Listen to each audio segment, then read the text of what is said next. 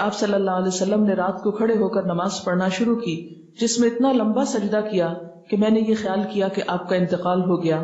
جب میں نے یہ دیکھا تو کھڑی ہو کر حاضر خدمت ہوئی اور آپ کے پیر کے انگوٹھے کو ہلایا تو وہ ہل گیا تو میں سمجھ گئی کہ آپ زندہ ہیں. پھر کان لگا کر جب میں نے سنا تو سجدے میں آپ یہ دعا پڑھ رہے تھے, اے اللہ میں پناہ مانگتا ہوں تیری معافی کے ساتھ تیرے عذاب سے, پناہ چاہتا ہوں تیری خوشنودی کے ذریعے سے تیرے غصے سے, اور میں پناہ چاہتا ہوں تیرے عذاب اور قہر سے, اور تیری معافی کے ذریعے سے تیرے عذاب سے پناہ چاہتا ہوں. اور تو اتنی خوبیوں والا ہے کہ میں ان کو گن نہیں سکتا اور نہ تعریف کر سکتا ہوں. تو ایسا ہی ہے جیسا کہ تو نے اپنی تعریف کی. جب آپ نے سجدے سے سر اٹھایا اور نماز سے فارغ ہوئے تو مجھ سے فرمایا, اے عائشہ کیا تم نے یہ خیال کیا ہے کہ اللہ کے رسول صلی اللہ علیہ وسلم تیری خیانت کریں گے اور تیری حق تلفی کر کے غیر کے پاس جائیں گے؟ میں نے عرض کیا, یا رسول اللہ خدا کی قسم نہیں, لیکن آپ کے لمبا سجدہ کرنے کی وجہ سے میں نے خیال کیا شاید آپ کا انتقال ہو گیا ہے. پھر آپ نے فرمایا کہ اے عائشہ کیا تم جانتی ہو یہ کون سی رات ہے؟ میں نے عرض کیا, اللہ اور اس کے رسول زیادہ جانتے ہیں. آپ نے فرمایا, آج شعبان کی 15ویں رات ہے. اس شب میں اللہ تعالیٰ اپنے بندوں کی طرف نظر رحمت سے دیکھتا ہے, معافی چاہنے والوں کو معاف کرتا ہے, رحم چاہنے والوں کو رحم فرماتا ہے, اور بغض رکھنے والوں کو ان کے حال پہ چھوڑ دیتا ہے. لیکن اس حدیث کی کوئی بھی اصل نہیں, یہ حدیث جو ہے درست نہیں اور اس پر اعتبار نہیں کیا جا سکتا. اسی طرح ایک اور اسی قسم کی حدیث جو عام طور پر آپ اخباروں میں پڑھیں گے اور بہت تحریروں میں ہائی لائٹ کر کے یہ باتیں لکھی ہوئی آپ کو ملیں گی, لیکن اس حدیث کی بھی کوئی حقیقت نہیں ہے. اور وہ کیا ہے, حضرت عائشہ نے بیان کیا کہ رسول اللہ صلی اللہ علیہ وسلم نے فرمایا کہ میرے پاس جبریل تشریف لائے تھے اور فرمایا, آج کی رات شعبان کی 15ویں رات ہے. اس رات میں اللہ تعالیٰ قبیلہ کلب کی بکریوں کے بالوں کے شمار کے برابر دوزخ سے لوگوں کو آزاد کرتا ہے. اس رات میں مشرک کی طرف نظر رحمت سے نہیں دیکھتا, نہ کینہ پرور کی طرف دیکھتا ہے, نہ رشتہ کاٹنے والوں کی طرف, اور نہ ٹخنے سے نیچے پائجامہ لٹکانے والوں کی طرف, نہ ماں باپ کے نافرمان کی طرف, نہ شراب پینے والے کی طرف. تو اس کی بھی کوئی حقیقت نہیں ہے, یہ بھی بالکل ایک من گھڑت سی حدیث ہے. لیکن چونکہ یہ فضیلت کے باب میں ہے اس لیے عام طور پر لوگ ان کو بے دریغ روایت کرتے رہتے ہیں. اسی طرح ایک اور موضوع حدیث انشاءاللہ علوم الحدیث آپ پڑھیں گے تو آپ کو اس کی پوری ہسٹری بتائی جائے گی. موضوع حدیث ایک اور بھی ہے کہ آپ صلی اللہ علیہ وسلم نے فرمایا, جو شخص 15ویں شعبان کی رات میں 100 رکعتیں پڑھتا ہے تو اللہ تعالیٰ اس کی طرف 100 فرشتے بھیجتا ہے, 30 اسے جنت کی خوشخبری دیتے ہیں, 30 اسے آگ کے عذاب سے امن دیتے ہیں اور اسے دنیا کی بلاؤں سے دور رکھتے ہیں, اور 10 اسے شیطان کے دھوکے سے دور رکھتے ہیں. یہ بھی بالکل من گھڑت حدیث ہے اور ناقابل اعتبار.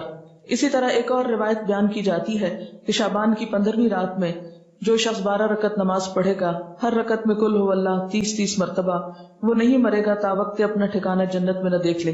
از اٹ پاسبل کہ کوئی شخص یعنی جنت دنیا میں دیکھ لے؟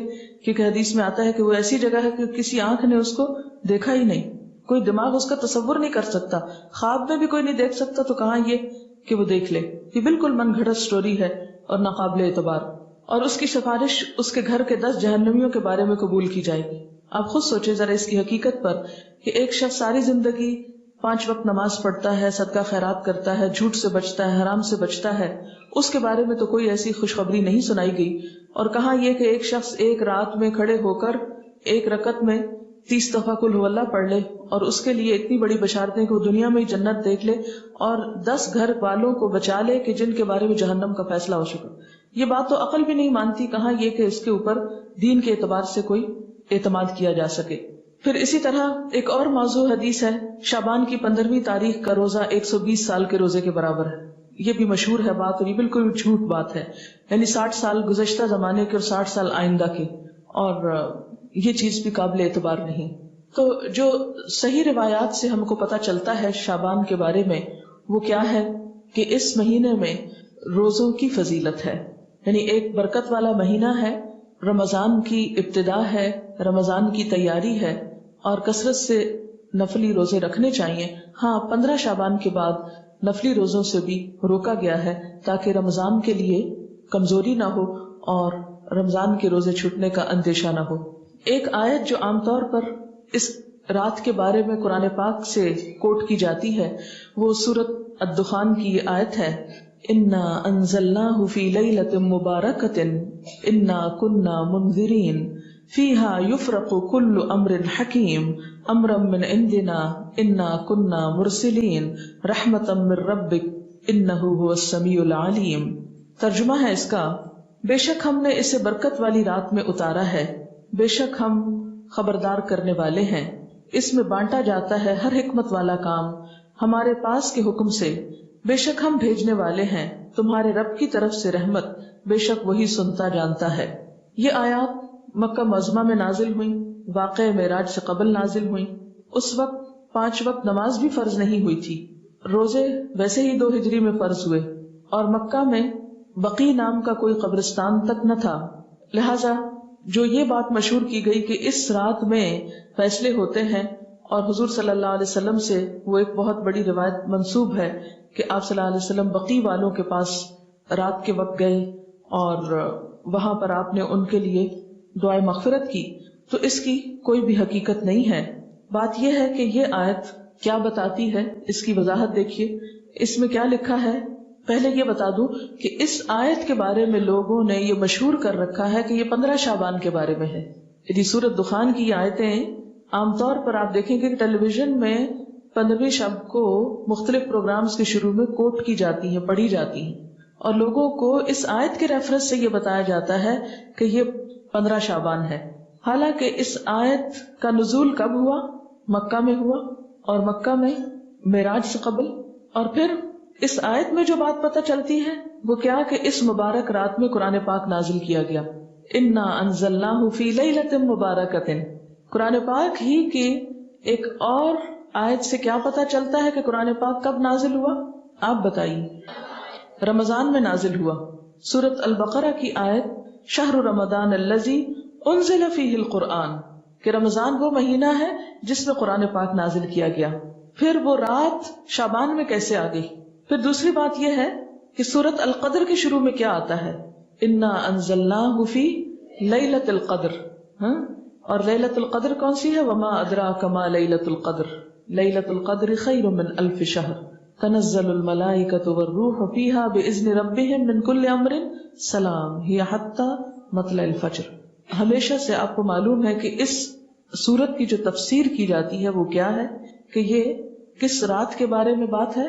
لیلۃ القدر کے بارے میں۔ اور لیلۃ القدر کیا شعبان میں ہوتی ہے یا رمضان میں؟ رمضان میں۔ اور رمضان کی کون سی رات ہوتی ہے؟ اس کے بارے میں تاکید سے نہیں بتایا گیا کہ کون سی رات، ہاں آخری عشرے کی رات ہے۔ اور اس کی تفصیل کہاں سے پتہ چلتی ہے؟ حدیث پاک میں ہے کہ ایک مرتبہ آپ صلی اللہ علیہ وسلم گھر سے باہر تشریف لائے، دیکھا کہ 2 شخص باہم جھگڑ رہے تھے، آپ نے ان کی صلح فرمائی، پھر فرمایا کہ میں تمہیں ایک خیر کی بات بتانے نکلا تھا مگر تم جھگڑ رہے تھے، اس لیے میں وہ بات بتانا بھول گیا، صرف اتنا یاد ہے کہ وہ بات یہ تھی کہ وہ رات کب ہے، یعنی میں یہ بتانے کو آ رہا تھا کہ لیلۃ القدر کب ہے، لیکن تمہارے جھگڑے کی وجہ سے وہ مجھ کو بھول گئی، اب مجھے یاد نہیں، بس اتنا یاد رہ گیا کہ وہ برکت والی رات رمضان المبارک کی آخری 5 طاق راتوں میں سے ایک تھی۔ اب تم اس کو 21، 23، 25، 27 اور 29ویں راتوں میں تلاش کرو، یہ بخاری کی روایت ہے۔ آپ صلی اللہ علیہ وسلم اس رات کو پانے کے لیے رمضان کے آخری عشرے کا اعتکاف فرمایا کرتے تھے، یہ بھی بخاری کی روایت ہے۔ تو اس سے کیا پتہ چلتا ہے کہ لیلۃ القدر، قدر سے مراد کیا ہے؟ ایک تو قدر و قیمت کے معنوں میں آتا ہے، دوسرا قدر سے مراد تقدیر بھی ہے، کہ تقدیر کے فیصلے اس رات میں ہوتے ہیں نہ کہ 15 شعبان کی رات کو۔ اور پھر آپ دیکھیں کہ اس میں ان آیتوں میں جو میں نے آپ کے سامنے سورۃ الدخان کی پڑھی ہیں، ان میں آتا ہے فیہا یفرق کل امر حکیم۔ فیہا سے مراد کیا ہے؟ اس رات میں یفرق تقسیم کیے جاتے ہیں، کل امر سب کام، حکیم حکمت والے، یعنی ہر قسم کے فیصلے اس رات میں فرشتوں کے حوالے کیے جاتے ہیں، ان کو دے دیے جاتے ہیں۔